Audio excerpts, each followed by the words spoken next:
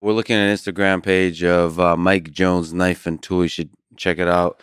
Andrew gave me a gift from him that is a badass butcher knife. Yours is the earth. ... It's from If by Rudyard Kipling. Yeah, the story of this knife is kind of interesting, perhaps, to people. Where I was coming out here to Austin to meet with Lex, and it was his birthday. I want to get him a gift, but I didn't know what to get him. And I contacted this guy, Mike Jones, that I learned about through Joe Rogan. Because remember in the old days of Joe Rogan, when you go on the episode afterwards, you take a picture with an object. Mm-hmm. So it's like Elon with a flamethrower, or people would have the axe. I picked up this bushwhacker hatchet thing. Nice. And I was like, I love this thing. And Joe said, oh yeah, you should check out Mike Jones's work. He does these beautiful knives. And so then I heard your episode with Joe, and you recited a poem at the end. It was right after your grandmother died. And there's a line in that poem from If that Mike engraved on that knife for you. So he makes these by hand. I love there it is. The old days of before the podcast, and that's your first appearance. That was the first time on there, and it was a lot of fun in the old studio in Los Angeles. And yeah, Mike makes these beautiful knives, and I have this. I just have a great admiration for crafts people. Yeah. So. Yeah. Do you use it? Do you cut your one meal a day steaks with it? I feel. Are you taking it with you on your travels? Exactly. I actually used to keep it on the table, but I thought it really intimidates guests. A little bit. But like, you can put it on their side. Yeah. Right. It's like, oops. It's trust, right? What's the story? I mean, yeah. But it's because it's not. It's quite badass, if I may say. So the craftsmanship is obvious, but also it is a knife. Yeah, it's got some like Dexter-like qualities to it. Yeah. It looks like it's designed to cleave through a limb.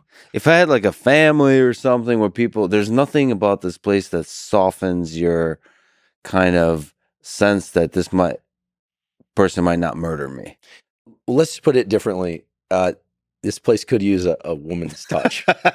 That's one way to put it. If it's okay, because it is a poem I go to often, actually. You mentioned reciting some lyrics, and I'm actually going to go back to that at some point to get a few songs that touch you. But this is one of the things I go to often. I'll read it to remind myself. It's advice from father to son, and it's a kind of mantra that it's just nice to live by. So if it's okay, let me just use this opportunity to one more time read If by Rudyard Kipling. If you can keep your head when all about you are losing theirs and blaming it on you, if you can trust yourself when all men doubt you, but make allowance for their doubting too, if you can wait and not be tired by waiting, or being lied about, don't deal in lies, or being hated, don't give way to hating, and yet don't look too good nor talk too wise. If you can dream and not make dreams your master, if you can think and not make thoughts your aim, if you can meet with triumph and disaster and treat those two impostors just the same.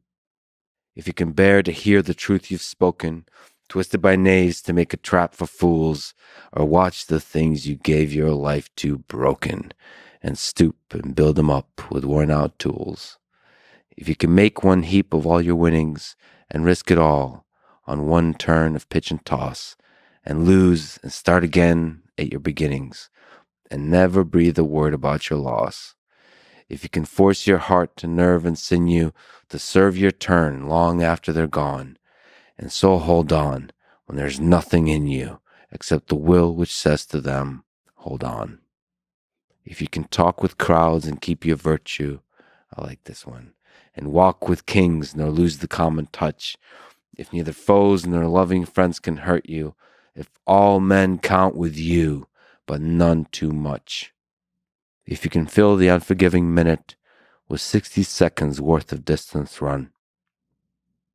Yours is the earth and everything that's in it, and which is more, you'll be a man, my son. Thank you, Andrew. Thank you, Mike, for the knife. I don't know. It's an important poem. And engraved in it Yeah, it's yours. Yours is the earth and everything that's in it. We toiled over what to engrave. And then finally I just said, Mike, just pick something that speaks to you. You're the craftsman. And so he selected that.